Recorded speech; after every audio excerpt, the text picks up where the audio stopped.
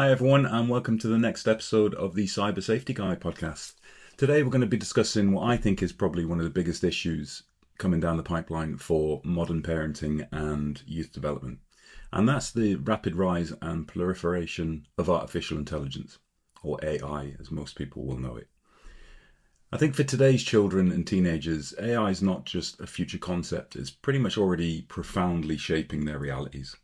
And research has shown that children aged 8 to 17, they typically spend between 2 and 5 hours online daily. I reckon it's probably more than that. But nearly every child over 12 has a mobile phone now, and they're using platforms like TikTok, YouTube, and the rest of the social media platforms that are out there.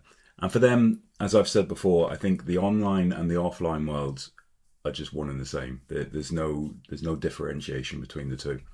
So what we're going to do is we're going to explore three critical areas, and that's how children are using generative AI or Gen AI and the impact it has on their critical thinking, the acute safety threats that are posed by this technology, and also some of the practical solutions that we're going to have to embrace to protect this generation. And a lot of them I've gone over before, but it's never a bad thing to reinforce them.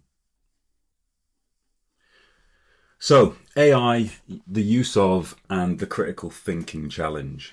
And firstly, what is generative AI? Generative AI is a form of artificial intelligence that basically produces new content such as text, images, films, that sort of thing. And it aids people to do those creative activities. And I think most of you already know children, they're the first adopters of any emerging technology. And they're so switched on these days and technically literate that it's quite easy for them to adopt them. So while this offers them opportunities for creativity, there's also serious concerns around how much they rely on generated content and how it affects their intellectual development and particularly their critical thinking abilities. Digital competence is defined by the European Commission as requiring the confident, critical and responsible use of digital technologies. But AI algorithms, they often determine the content which young users see, and it potentially limits their exposure to more diverse perspectives, or it reinforces those harmful biases that are out there. And this sort of algorithmic profiling, it undermines a child's right to access reliable information and use that freedom of thought. So for this reason, there's many sort of advocates out there who are arguing that the algorithm based on personal profiling should be disabled by default for young users. And that's something that I would wholeheartedly agree with and hope they push that through. Gen AI, it accelerates the spread of misinformation, which many people will have seen. The mere fact that a certain world leader can create AI videos of himself flying jets over protesters and depositing brown mess on top of them will show you that it's pretty simple. If he can use Gen AI, then pretty much anyone can to push their own agendas. It's for that reason sort of that children, we really need to be educating them to assess the quality but also the reliability of online sources and to verify those facts, to work against the deluge of basically easily manipulated content that's out there trying to sway people's opinions. But this risk also extends directly to mental health through the use of AI chatbots. And chatbots are designed to mimic human conversation and emotion, and they present themselves as a friend or companion. And this makes young people especially vulnerable to them because clinicians have basically warned of something called AI psychosis, which I'd never heard of until I started researching for this podcast. But basically that means it's a state where a user loses touch with reality, and it's after the intense use of a chatbot. So they're driven by flattery and the agreement that's often built into large language models. And the risks are pretty immediate because there was a 12-year-old girl who contacted Childline, and she was worried about her mental health after a chatbot suggested that she might have anxiety or depression. So we're at the point now where chatbots are pretending to be doctors, and that's not a good place to be at, and it's certainly not a good place to be where children are believing chatbots and what they tell them. So we're going to talk about the online safety crisis and how generative AI feeds into that, because you know that I am very passionate about online child safety, and I think that the biggest threat that AI poses is to online child safety, and I specifically think that's through the weaponization of these generative capabilities. In particular, you've got AI generated child sexual abuse material out there, because Gen AI is being used now to create a new type of CSAM. And it's often just by placing a child's face onto existing abuse material, they're called deepfakes, or nudifying real images. They take an image of a child from their social media profile or wherever else it's out there, and they use AI to take the clothes off that child effectively and create an image of it. And the worrying thing about this is that they're media files that are created using that person's face, body, or their voice. And the sophisticated nature of these AI imagery now, they're actually being considered indistinguishable from other forms of photographic abuse. You can imagine the damage that would cause to a child or to their family or friends. You've got blackmail and exploitation, where the images are then used to blackmail and coerce victims into further horrific abuses or more degraded acts. And there's been, tragic examples that I've commented on in the past in other blog posts where we've actually seen, like the case of the 14-year-old boy who was blackmailed for £50 after a friend's face was used on an AI body and threatened to be posted online. Grooming is one that I've talked about considerably in the past, and it's the fact that traditional notion of stranger danger, is something that has evolved over the years. And basically, as the internet and social media platforms are that new hunting ground for sexual predators, perpetrators are using AI tools to disguise their identity, and that's where they can pretend to be Jimmy from 3 towns over, who's 15 and the same age as your child, has all the same interests as them, has the same hobbies, plays the same games as them, and they spend that 6-month period just grooming that child to be their best friend.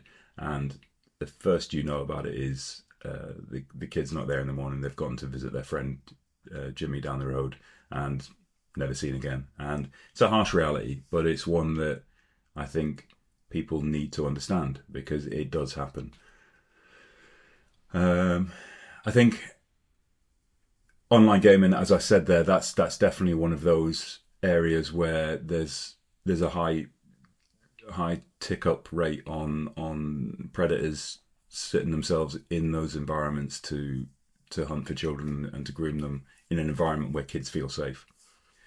Governments and international bodies are attempting to address, these issues, and the Online Safety Act in the UK is one of the bits of legislation that have been created, and it's one of those ones that, as always, has its champions and its detractors for various reasons. But the UK is trying to do things, and they've become the first country in the world to create a specific AI sexual abuse offence, and that makes it illegal to possess, create, or distribute AI tools designed to generate CSAM.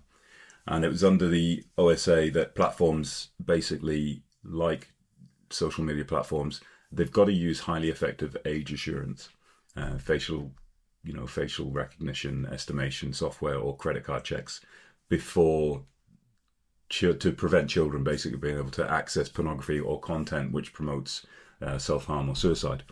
And actually, it's relevant to this. On Monday just gone, a married father of 2 became the first person in the UK to be jailed for 20 years under that specific offence.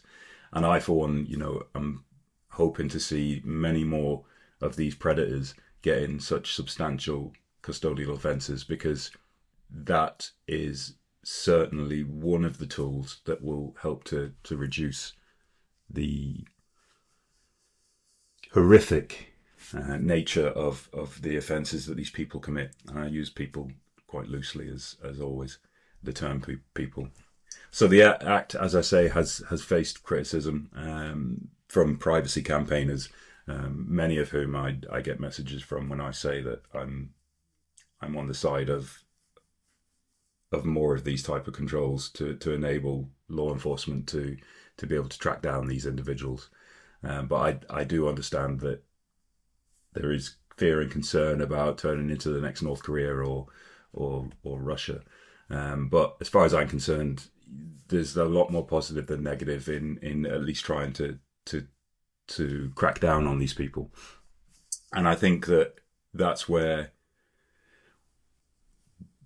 we need to be focusing efforts. But on the same point there, the fact is that this heavy encryption is something that the NSPCC has basically pointed out, that end-to-end encrypted private messaging services, they pose an unacceptable and major risk to children's safety, because they're shielding from the platform the activity that we want to try and prevent, and it makes that a much safer playground for sexual predators. On the enforcement side, the United Nations Interregional Crime and Justice Research Institute, bit of a mouthful, but their Ministry of Interior in the UAE have actually launched something called the AI for Safer Children Initiative, and they have a global hub now, basically, which provides investigators access to information on more than 80 cutting-edge AI tools to help combat child sexual exploitation. And this technology, it's dramatically expedited investigations. There was one investigator who basically reported that his investigation went from what would have been 1 to 2 weeks, and that was cut down to just 1 day by adopting a tool that was in the global hub. So this also demonstrates that the role of AI is crucial in fighting the very crimes that we're talking about it enabling. And that's where I've said before that all tools for good, or technological advances for good, will be subverted by evil. But these are just some of the examples of the good side of it. So resilience, literacy, and communication. These are those. A lot of these bits I'm about to speak about are bits that I've told you all before, and I will start with my favourite one. Because given the rapid increase in AI risks, the most powerful defenses that we have remain those foundational ones of technology, but pair that technology with parental guidance and a robust digital literacy.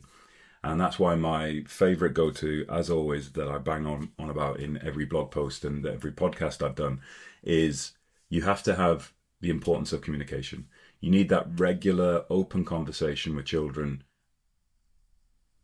and it's vital to ensuring that they're safe and have positive experiences online.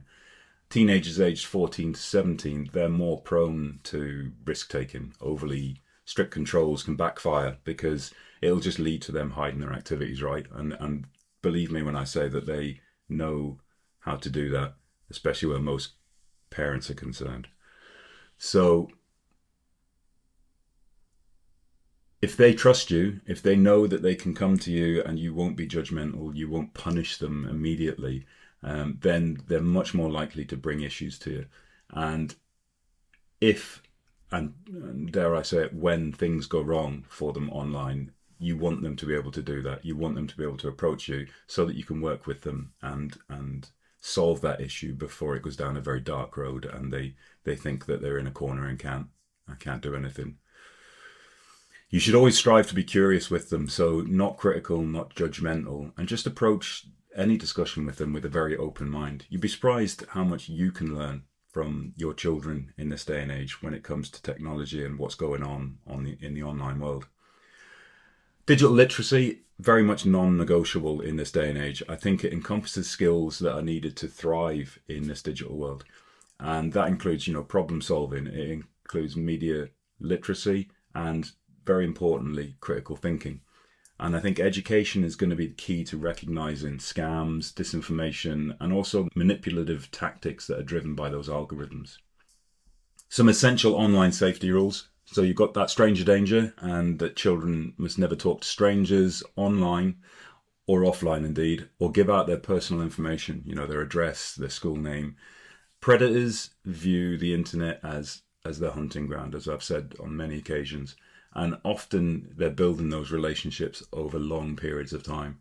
The good thing about that is that if they're building that over a longer period of time, then if you're having the right conversations with your kid, then that's more time for them to bring concerns to you before the predator gets what they want, which is that meeting in person. The permanent digital footprint, as I've gone over in the past in a couple of blog posts, you've got to remind them that everything they upload, email or message, stays online forever. And that they should only post what they wouldn't mind a future employer or media representative from seeing. No inappropriate sharing, very important.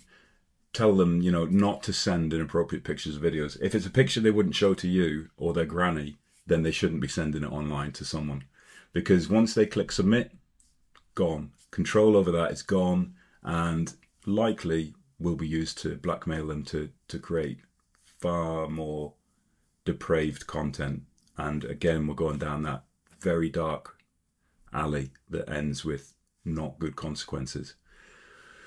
And seek help immediately. If anyone asks them to keep a secret, same as the old stranger danger. If an adult tells them to keep a secret from their parents, probably not good, and they should probably bring that to you straight away. Or if they encounter something upsetting or wrong, then come and tell the trusted adult immediately. That might not be you as a parent. It might be a teacher. It might be an older friend or what have you. But at least they know they can go to someone with those concerns. And tools for protection. Communication is paramount. It's my biggest go-to every time. But there are technical solutions that can help, and it helps to create a safer online environment for them. Parental controls. Lots of blog posts on my blog about those. If there's one that's not covered, let me know. I will cover one. But there are loads of good resources out there about how to set up good practical tools with regards to parental controls, which can be set up very easily these days. And even your ISP probably has some really good tools that you can set up as part of your home setup. Virtual private networks is one that I've talked about. It's a simple, affordable tool, and it creates that encrypted tunnel between the device and your data, and it helps protect a child's privacy. It secures the data on a public Wi-Fi, and it hides their location. So these are all positives, but remember that a VPN is also one that can be used to circumnavigate certain controls. So a smart kid is going to know how to get around some of these tools, which is why I always say that they're not 100% foolproof, because you need to have that communication piece as well, so that they understand why these tools are in place and why not to try and get around them. So yeah, I think in conclusion, digital world, it's given teens and kids these unprecedented opportunities, and it's also a double-edged sword, because it's evolving and there's severe risks that are associated with it, and that basically stems from Gen AI's potential for exploitation and manipulation. It's basically designed to do those things. So as technology developers and policymakers work to create systems that are ethical and safe, you as parents and teachers, you've got to focus on equipping young people with resilience and critical thinking skills. The digital competence is going to be necessary for them to be able to navigate a very complex world and to do so confidently. So it's vital that you are the champion of that ethical approach to AI and celebrate its potential, whilst also scrutinizing its risks and communicating those risks to your children.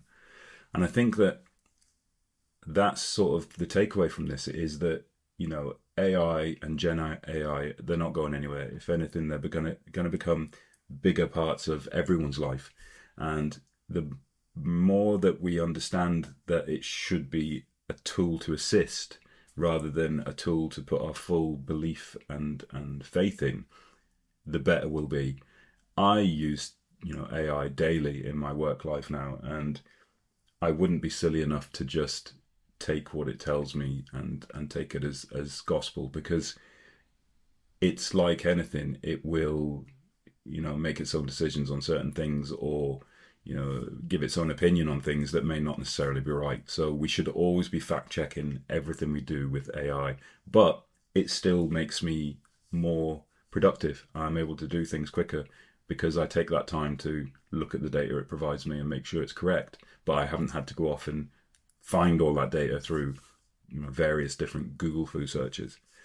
So yeah, hopefully this has been a useful presentation. There is a blog post to go with it, and if you want to read rather than listen to my dulcet tones.